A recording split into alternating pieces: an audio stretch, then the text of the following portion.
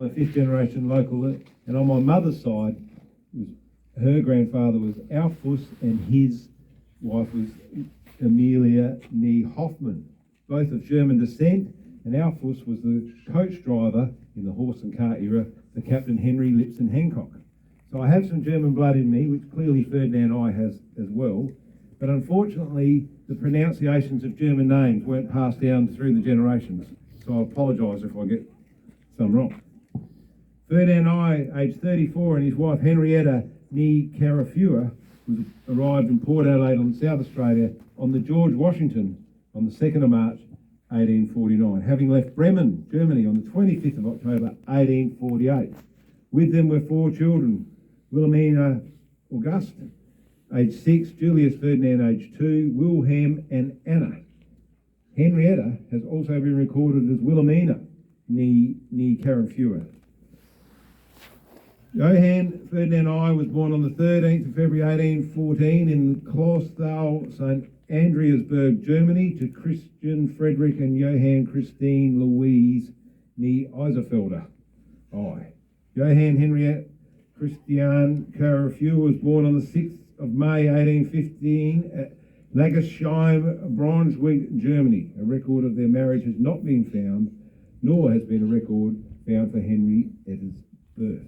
Son Johann William Ferdinand was born in 1839. Daughter Anna Johann Henrietta was born 1841. Daughter Wilhelmina Hermine August was born in 1844. And son Julius Ferdinand was born in 1846. After arrival, the son Karl Ludwig was born. I've lost my spot now.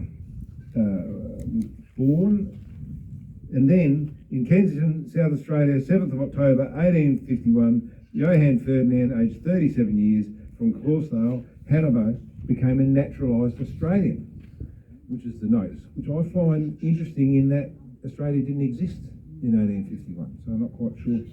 When daughter Anna married Walter Ludwig Seeger on the 3rd of April 1862, the family were living in Wallery Mines, SA. Captain I was briefly at the Willowott mine from July 1865 until he was replaced by James Goldsworthy, September 1865, as per the Wallery Times and Mining Journal on the 23rd of September 1865. In July 1873, Captain Ferdinand I, as well as a number of other mine captains, provided a report for the directors of the Broughton River Mining Company on the Broughton River Mine. At the end of that report from Coringa in South Australia, recorded in the York Peninsula's Advertiser in the 29th of July 1873, states that he had been employed as a captain for the last 12 years previously to my coming to this colony at St. Eleanor Mine, Alton, Siegen, and the St. Andreas Kreng Mine in St. Andreasburg, Germany. Johann Ferdinand I died at Wallery Mines on the 19th of September 1874, aged 60 years. His death was reported in the Wallery Times and Mining Journal of 21st of September 1874 as having occurred at the Matter Mine. There was no obituary for him and no indication of his vast mine captain experience. He's buried in an unmarked grave at Kadina Cemetery. His wife, Johann Henrietta Christine I, died on the 25th of January 1890 at Yatala. Her death notice in the Adelaide Evening Journal of the 28th of January reported that the death of Johann Henrietta Christiane I, previously wife of Captain Ferdinand I, died aged 74 years, at the residence of her son-in-law, C.F. Volprecht, who was the Yatala Labour Prison employee, I presume. Superintendent. She was a colonist of 41 years. Henrietta was born in the West Terrace. A couple of other interesting facts about this. In 1878, the English Lions 11, captained by the famous Dr. W.G. Grace, were in Australia, playing a series of matches in Victoria and New South Wales. A hefty fee enticed the tourists to travel to York Peninsula to play the last match in the Australian colonies against a 22-man team of Peninsula's finest cricketers at Kadina, 11 under 22. Johann I's son Julius was the captain of the York Peninsula 22, and son Theodore was the wicketkeeper. The match was played on a hastily prepared wicket at the Kadina racetrack, which is halfway between Kadina and Wallaroo.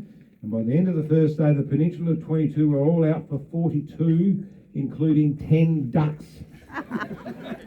Julius I scored 6 runs.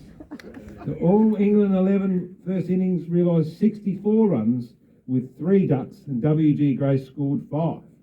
The following day, the Peninsula 22 commenced their second innings, only to score 13 runs and 16 ducks. It got worse. The Touring Poms won by 9 runs. Also buried in this grave are an 18-month-old Richard Vivian, a 60-year-old Johann Ferdinand, 9-month-old Lottie Gertrude White, 89-year-old James Frederick Richardson, and a 77-year-old Frances Rose Richardson. So, reasonably busy. So there we go, ladies and gentlemen. That's the story of Captain Ferdinand I and his cricketing family. Please put the citation up. With the family and friends of George Harrop, please join the official party. And once again, there's photographs can be taken. No worries.